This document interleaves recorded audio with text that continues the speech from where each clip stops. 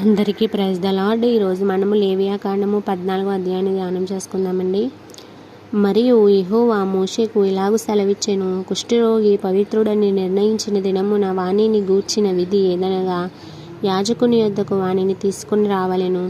యాజకుడు పాలెము వెలుపలికి పోవలెను. యాజకుడు వానిని చూచినప్పుడు కుష్ఠపొడ బాగుపడి కుష్ఠరోగిని విడిచిన ఎడల యాజకుడు పవిత్రత పొందగోరువాని కొరకు సజీవమైన 2 పవిత్ర పక్షులను, దేవదారు కర్రను, రక్తవర్ణము గల నూలును, హిస్సోపును తెమ్మని ఆజ్ఞాపింపవలెను.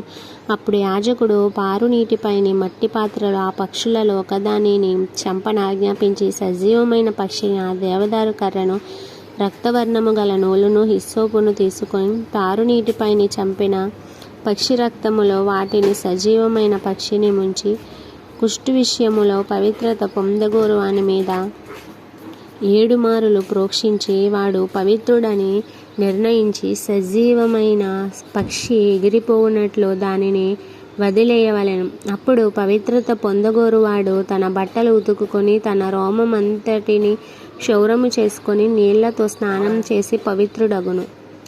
తరువాత వాడు పాలెములోనికి వచ్చి తన గుడారము వెలుపల 7 దినములు నివసింపవలెను. 7వ నాడు తన రోమమంతటిని, తన తలను, తన గడ్డమును, తన కనుబొమ్మలను క్షౌరం చేసుకొనవలెను.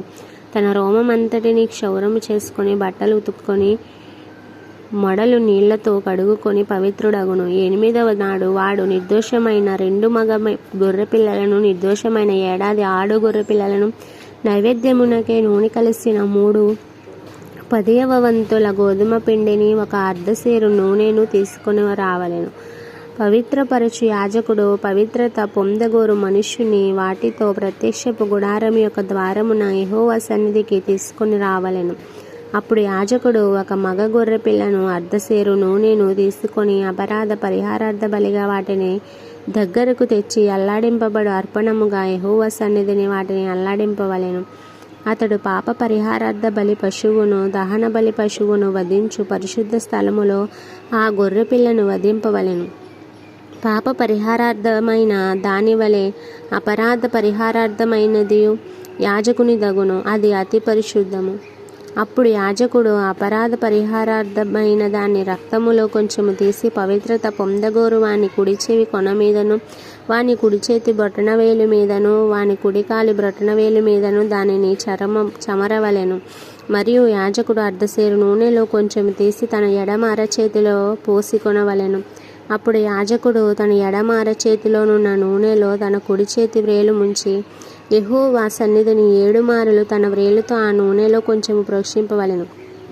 యాజకుడు తన అరచేతిలోనున్న కొదువ నూనెలో కొంచెము తీసుకొని పవిత్రత పొందగోరు వాని కుడి చెవి కొన మీదను, వాని కుడి చేతి బొటనవేలు మీదను, వాని కుడికాలి బ్రొటనవేలు మీదను ఉన్న అపరాధ పరిహారార్థ బలి పశువు యొక్క రక్తం మీద చమరవలెను. అప్పుడు యాజకుడు తన అరచేతిలోనున్న కొదువు నూనెలో పవిత్రత పొందగోరు వాని తల మీద చమరవలెను. అట్లు యాజకుడు యెహోవా సన్నిధిని వాని నిమిత్తము ప్రాయశ్చిత్తం చేయవలెను. అప్పుడు యాజకుడు పాప పరిహారార్థ బలి అర్పించు అపవిత్రత పోగొట్టుకొని పవిత్రత పొందగోరు వాని నిమిత్తము ప్రాయశ్చిత్తం చేసిన తర్వాత వాడు దహన బలి పశువును వధింపవలెను. యాజకుడు దహన బలి ద్రవ్యమును, నైవేద్యమును బలిపీఠం మీద అర్పింపవలెను. అట్లు యాజకుడు వాని నిమిత్తము ప్రాయశ్చిత్తం చేయగా వాడు పవిత్రుడగును. వాడు భేదవాడై పై చెప్పినదంతయు తేజాలని ఎడల తన నిమిత్తము ప్రాయశ్చిత్తము కలుగుటకే వాడు అల్లాడించుటకు అపరాధ పరిహారార్థ బలిగా 1 గొర్రె పిల్లను, నైవేద్యముగా తూములో 10వ వంతు నూనెతో కలిసిన గోధుమ పిండిని, 1 అర్ధసేరు నూనెను, వారికి దొరకగల 2 తెల్ల గువ్వలని గాని 2 పావురపు పిల్లలని గాని, అనగా పాప పరిహారార్థ బలిగా 1 దానిని, దహన బలిగా 1 దానిని తీసుకొని రావలెను. వాడు పవిత్రత పొంది 8వ నాడు యెహోవా సన్నిధికి ప్రత్యక్షపు గుడారం యొక్క ద్వారమునకు యాజకుని యొద్దకు వానిని తీసుకొని రావలెను. యాజకుడు అపరాధ పరిహారార్థ బలియగు గొర్రె పిల్లను, అర్ధసేరు నూనెను తీసుకొని అల్లాడించు అర్పణముగా యెహోవా సన్నిధిని వాటిని అల్లాడింపవలెను. అప్పుడతడు అపరాధ పరిహారార్థ బలియగు గొర్రె పిల్లను వధింపవలెను.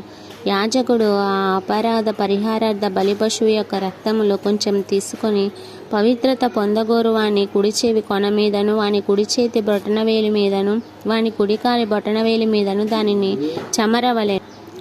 మరియు యాజకుడు ఆ నూనెలో కొంచెము తన ఎడమ అరచేతిలో పోసుకొని తన ఎడమ చేతిలో ఉన్న ఆ నూనెలో కొంచెం తన కుడి వేలిలో యెహోవా సన్నిధిని 7 మార్లు ప్రోక్షింపవలెను. మరియు యాజకుడు తన అరచేతిలో నున్న నూనెలో కొంచెము పవిత్రత పొందగోరు వాని కుడి చెవి కొన మీదను వాని కుడి చేతి బొటనవేలి మీదను వాని కుడికాలి బొటనవేలి మీదను ఆ అపరాధ పరిహారార్థ బలి పశువు యొక్క రక్తములో ఉన్న చోటును వేయవలెను. యాజకుడు అరచేతిలోనున్న కొదము నూనెలో అతడు పవిత్రత పొందగోరు వానికి యెహోవా సన్నిధిని ప్రాయశ్చిత్తం కలుగుటకై వాని తల మీద పోయవలెను. అప్పుడు వానికి దొరకగల ఆ తెల్ల గువ్వలలోనే గాని పావురపు పిల్లల్లోనే గాని ఒకదాన్ని అర్పింపవలెను. తన నైవేద్యము గాని వాటిలో తనకు దొరకగల పాప పరిహారార్థ బలిగా ఒకదానిని దహన బలిగా ఒకదానిని అర్పింపవలెను. అట్లు యాజకుడు పవిత్రత పొందగోరు వాని నిమిత్తము యెహోవా సన్నిధిని ప్రాయశ్చిత్తం చేయవలెను.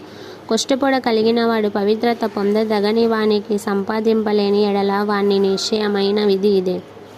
మరియు యెహోవా మోషే అహరోనులకు ఇలా సెలవిచ్చెను, నేను స్వాస్యముగా మీకు ఇచ్చుచున్న దేశమునకు మీరు వచ్చిన తరువాత మీ స్వాస్యమైన దేశంలోని ఏ ఇంటనైనను నేను కుష్ఠపొడ కలుగ చేసిన ఎడల ఆ ఇంటి యజమానుడు యాజకుని యొద్దకు వచ్చి నా ఇంటిలో కుష్ఠపొడ వంటి నాకు కనబడేను అతనికి తెలియచేయవలెను. అప్పుడు ఆ ఇంటనున్నది యావత్తు అపవిత్రత కాకున్నట్లు యాజకుడు ఆ కుష్ఠపొడను చూచుటకు రాక మునుపును అతడు ఆ ఇల్లు వట్టిదిగా చెయ్యని ఆజ్ఞాపింపవలెను. ఆ తరువాత యాజకుడు ఆ ఇల్లు చూచుటకై లోపలికి వెళ్ళవలెను. అతడు పొడ చూచినప్పుడు ఆ పొడ ఇంటి గోడల యందు పచ్చదాలునైనను ఎర్రదాలునైనను ఉండి పల్లపు చారలు గలది గోడ కంటే పల్లంగా ఉండిన ఎడల యాజకుడు ఆ ఇంటిలో నుండి ఇంటి వాకిటికి బయలు వెళ్ళి ఆ ఇల్లు 7 దినములు మూసి ఉంచవలెను. 7వ నాడు యాజకుడు తిరిగి వచ్చి దానిని చూడవలెను.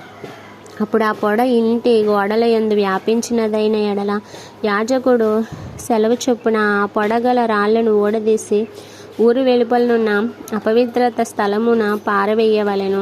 అప్పుడు అతడు ఆ ఇంటి లోపలను చుట్టూ గోడలో గీయింపవలెను. వారు గీసిన పెళ్ళాలను ఊరి వెలుపలనున్న అపవిత్రత స్థలమున పారబోసి వేరు రాళ్లను తీసుకొని ఆ రాళ్లకు ప్రతిగా చేర్చవలెను. అతడు వేరు అడుసును తెప్పించి ఆ ఇంటి గోడను పొయ్యింపవలెను. అతడు ఆ రాళ్లను ఊడదీయించిన ఇల్లు గీయించి దానికి అడుసులు పూయించి తరువాత ఆ పొడ తిరిగి ఆ ఇంటి బయలుపడిన ఎడల యాజకుడు వచ్చి దాన్ని చూడవలెను. అప్పుడు ఆ పొడ ఆ ఇంటిని వ్యాపించిన ఎడల అది ఆ ఇంటిలో కొరుకుడు కుష్టము, అది అపవిత్రము. కాబట్టి అతడు ఆ ఇంటిని దాని రాళ్లను కర్రలను సున్నము వంటిది పడగొట్టించి ఊరు వెలుపలనున్న అపవిత్ర స్థలమున వాటిని మొయించి పారబోయించి వలెను. మరియు ఆ ఇల్లు పాడు విడిచిన దినములన్నీ దానిలో ప్రవేశించువాడు సాయంకాలం వరకు అపవిత్రుడగున. ఆ ఇంటి పండుకొనువాడు తన బట్టలు ఉతుక్కొనవలెను. ఆ ఇంట భోజనం చేయవాడు తన బట్టలు ఉతుక్కొనవలెను. యాజకుడు వచ్చి లోపల ప్రవేశించి చూచినప్పుడు ఆ ఇంటి అడుసులు వేసిన తరువాత ఆ పొడ ఇంటిలో వ్యాపింపకపోయిన ఎడల పొడ బాగుపడెను గనుక ఆ ఇల్లు పవిత్రమని యాజకుడు నిర్ణయింపవలెను. ఆ ఇంటి కొరకు పాప పరిహారార్థ బలి అర్పించుటకు అతడు 2 పక్షులను, దేవదారు కర్రను, రక్తవర్ణపు నూలును, హిస్సోపును తీసుకొని పారు నీటిపైన వట్టి పాత్రలో ఆ పక్షులను ఒకదానిని వధించి ఆ దేవదారు కర్రను, హిస్సోపును, రక్తవర్ణపు నూలును సజీవమైన పక్షిని తీసుకొని వధింపబడిన పక్షి రక్తములోను పారు నీటిలో వాటిని ముంచి ఆ నీటి మీద 7 మార్లు ప్రోక్షింపవలెను. అట్లు ఆ పక్షి రక్తముతోనూ ఆ పారు నీటితోనూ సజీవమైన పక్షితోనూ దేవదారు కర్రతోనూ హిస్సోపుతోనూ రక్తవర్ణపు నూలుతోనూ ఆ ఇంటి విషయంలో పాప పరిహారార్థ బలి అర్పింపవలెను. అప్పుడు సజీవమైన పక్షిని ఊరు వెలుపల నెగరు విడువవలెను. అట్లు అతడు ఆ ఇంటికి ప్రాయశ్చిత్తం చేయగా అది పవిత్రమగును. ప్రతి విధమైన కుష్ఠపొడను గూర్చియు బొబ్బను గూర్చియు వస్త్ర కుష్ఠమును గూర్చియు